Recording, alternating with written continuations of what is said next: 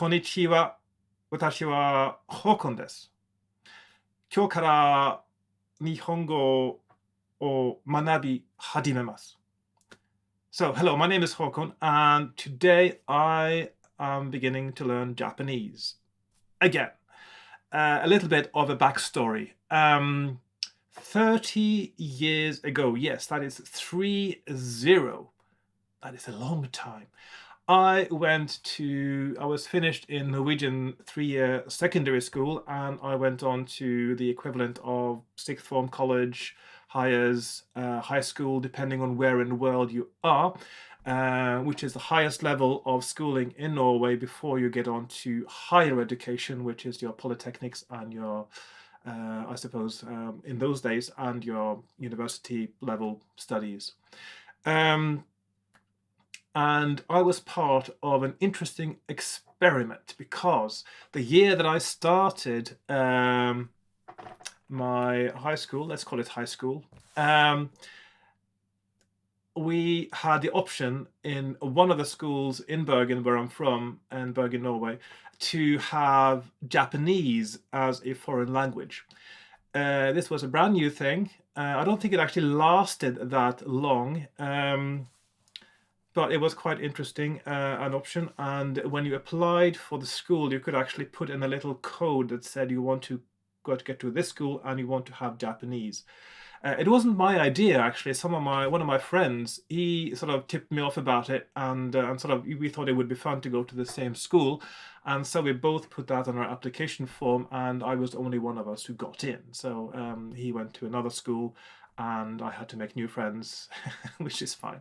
It's actually quite fun starting school and not knowing a single person there, because you find yourself sort of very quickly latching onto someone who are similar to you in some way. It's quite a fascinating thing, and it happened to me again later when I went to when I was in the Navy and I did my officers' schooling as well. But that's a different story.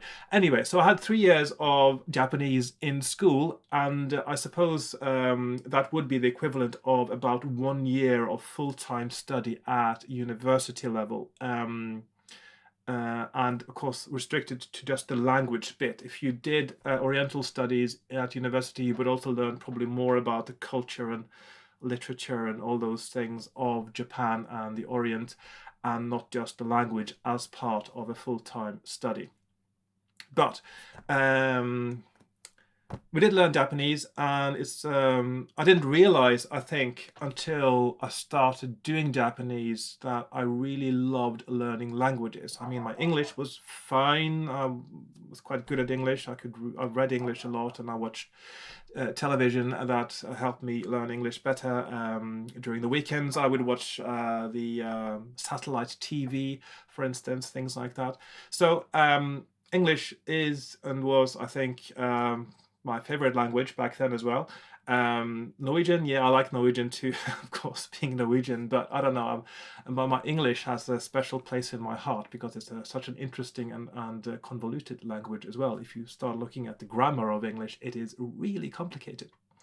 Anyway, some weeks ago, I had a little video I made about how I bought the book of Bashir's haiku. So I wanted to read Bashir's haiku in the original Japanese, and with good translation, literal translations, and explanations of grammatical things. And of course, this book is the only one, as far as I know, that actually does that for you. It's not trying to create a new haiku in English based on the original Japanese. It shows you the original Japanese text, it shows you how it is pronounced, and it translates it word for word or phrase for phrase to the exact meaning of the original Japanese, and with notes where there are double meanings and wordplay and references and things like that. And when I did that, I realized I probably should brush up on my Japanese. It has been, well, 27 years since I had it in school. I've only used it once since, I mean, in actually talking to someone in Japanese, or actually, to be honest, it's twice. That was 2 years after I was working as a waiter in a hotel as a summer job, and the first time I spoke Japanese to a Japanese person was when I was waiting tables in the restaurant, in the hotel. And the first time there was this group of, there were three ladies traveling together, and one of them spoke English and Japanese. Another one spoke, I think she spoke German and Japanese, and the last one only spoke Japanese. So, which was a bit tricky for me because it was the first time I spoke Japanese, and the only language I could use to communicate to all three of them at the same time was Japanese. And of course, my Japanese was quite limited. And it also felt a bit rusty after just 2 years as well. The second time was, I think, just a few weeks later, and it went a lot better because I was less nervous about talking Japanese. And also, you really should see the look of someone's faces. I mean, if you are a waiter and you're in a restaurant and you have some Japanese people there, and you go over to them and you ask if the food tastes nice in Japanese, and just the look on their faces, it is amazing. Anyway, there was a group of a family. It was a mom and a dad and their son, and traveling together, and they all three spoke quite good English. So I could actually say something in Japanese, and I could use English words when I couldn't think of what I'm supposed to say, and things like that. And they could ask me questions to clarify as well. So yeah, that was quite good. I didn't speak much to them, but I spoke a little bit, and also they left when I wasn't there. I was busy doing something else, and they left a big tip as well.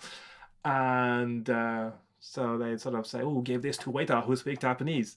Yeah, so that was quite good. I think they tipped £5, which is quite a lot in compared to how much they actually paid.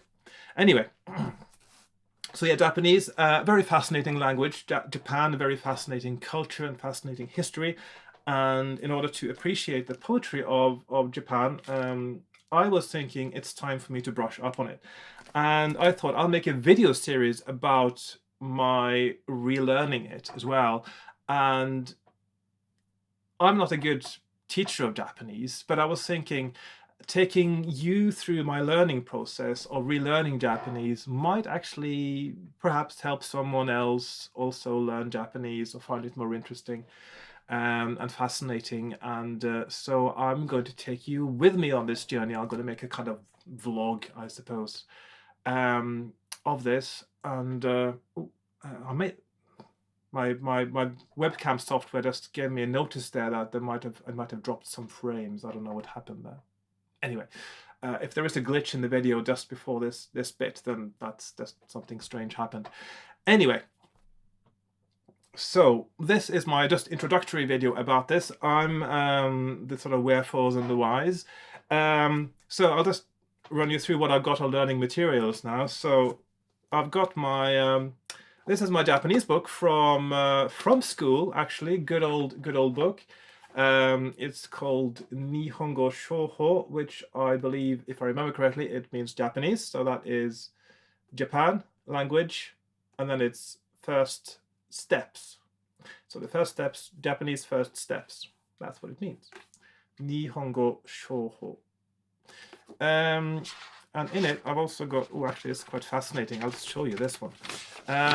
Because back in those days, 30 years ago, I didn't have any means of writing the Japanese characters on a computer. So what I did when I made a list of the characters we were supposed to know, I did it like this. So I wrote, I'll just see if I can get it zoomed in a little bit. I'll focus in a little bit. So I got all the characters here, and I just wrote the sort of main pronunciation of them on my computer. And you can see a good old-fashioned dot matrix printer there as well. And then I put in all these characters by hand, and I'm really impressed at how well I'm able to do them. And they're quite tiny as well. Just look at the size of my finger there. Or look at the size of a pen. I'm impressed. That's 90s me. Well done.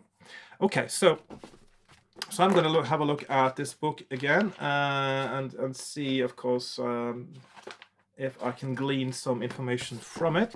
It also came with an additional book here with some, I think it's a word list as well, amongst other things. I don't think we actually used this much because we got very good sort of paper copies with grammatical explanations and words from our teacher, who was doing a really good job. Unfortunately, I didn't keep those. I don't have my notes from class, unfortunately, and also I don't have the tapes. We actually got the opportunity to buy the audio for this book on cassette tape, and that would have been brilliant to have still because I've got a cassette player now. Again, it's been a while. Another book we had, which is very useful, is this one. It looks quite neutral now. This is the Tuttle. Tuttle is, of course, a publisher who's very instrumental in have been very instrumental in making Japanese language and culture accessible to people in the Western Hemisphere.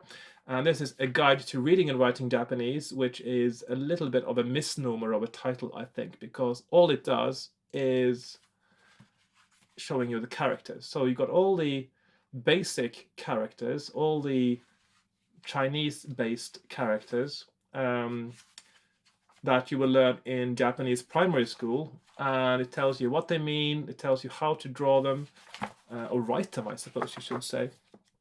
It also has, if I can find the back here, it's got the syllabary, the katakana and hiragana, which are the two systems of writing syllables in Japanese.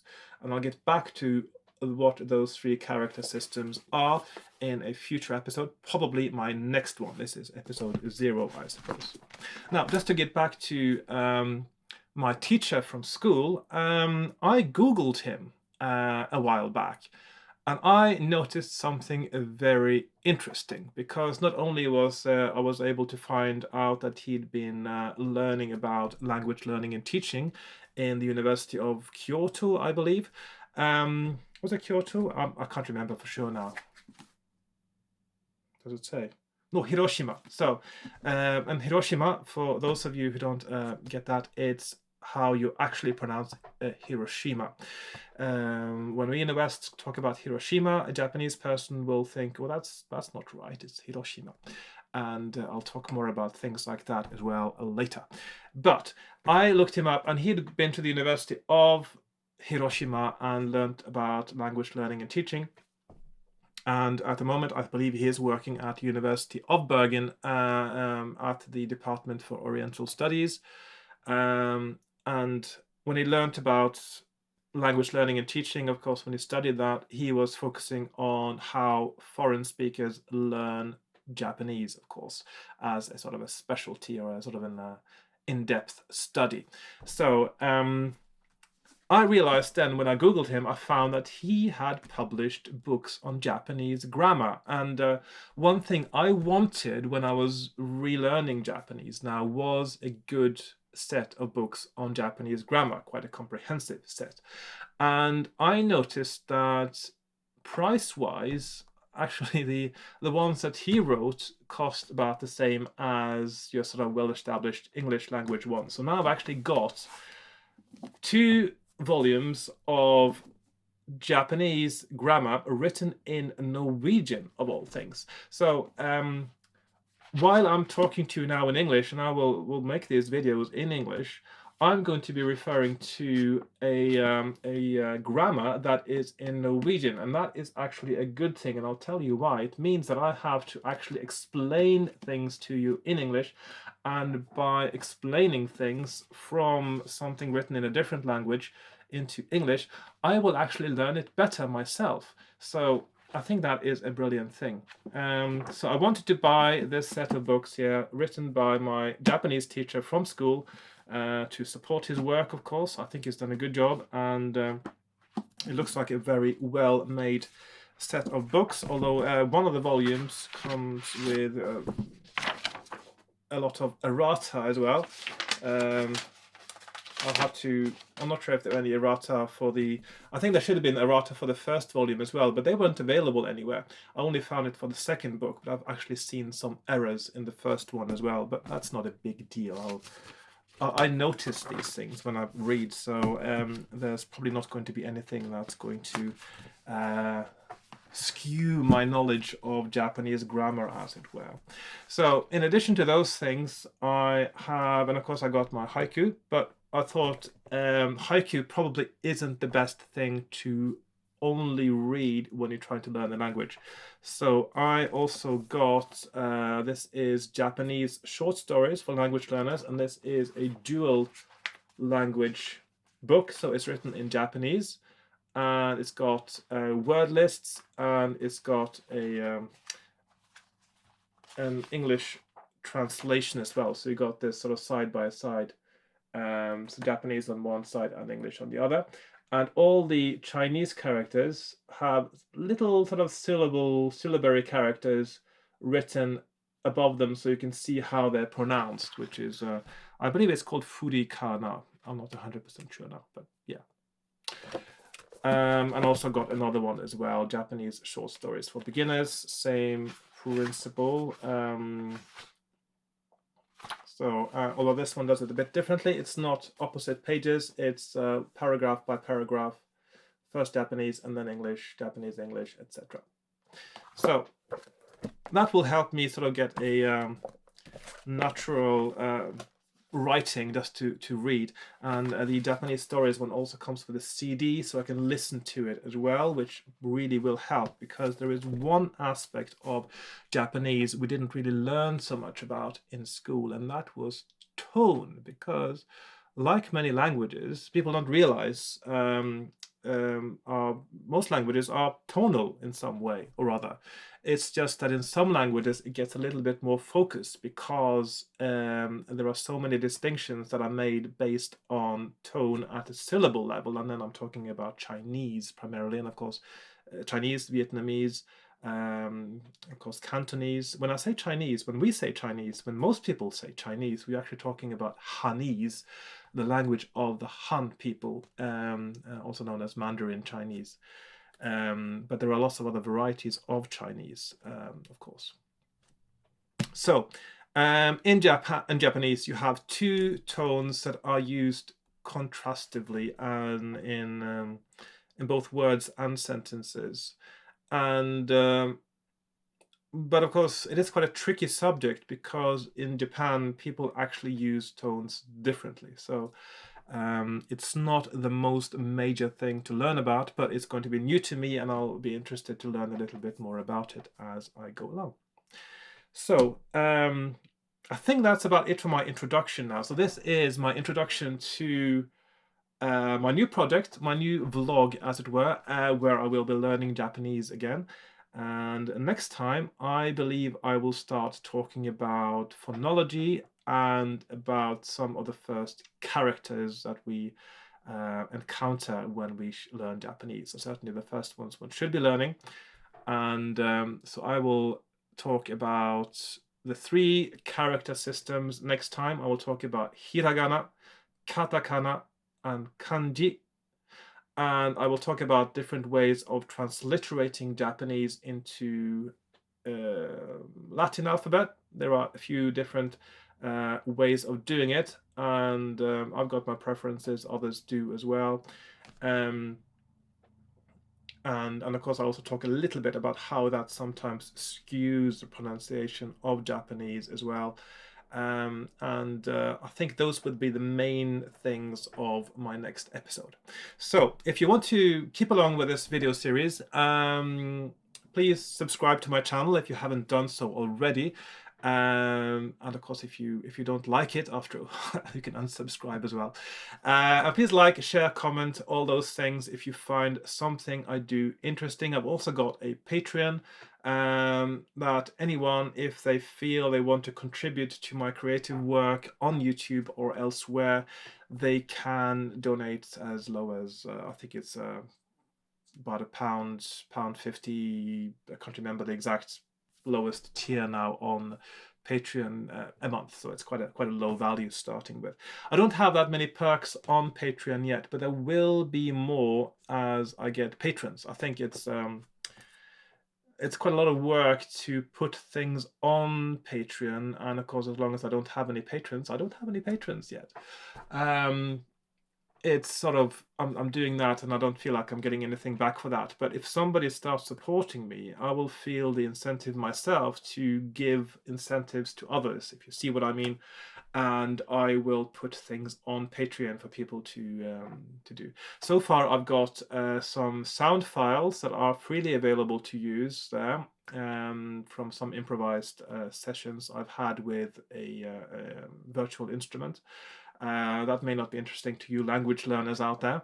And I've also got a discount on art prints on Fine Art America or pixels.com, which is a print provider, art print provider that ships and prints all over the world. So not just in America, not just for the American market. It's a brilliant service. And if you intend to buy any of my prints there, if you join my Patreon, it's going to be cheaper. So if you join Patreon for a month and you get a discount, you'll save money. But I'll talk more about that in other videos that have to do with art rather than languages. So I think that's it for today. So I will see you next time, where I will talk a little bit more about Japanese, and I will start learning it together with you, and hopefully together we'll be able to get to a level where we can say a little bit more in Japanese and read a little bit more in Japanese. So thank you for watching. I don't know how to say that in Japanese yet, but I suppose I could say domo arigato. Thank you very much. And I'll see you next time. And yeah, sayonara. Bye bye.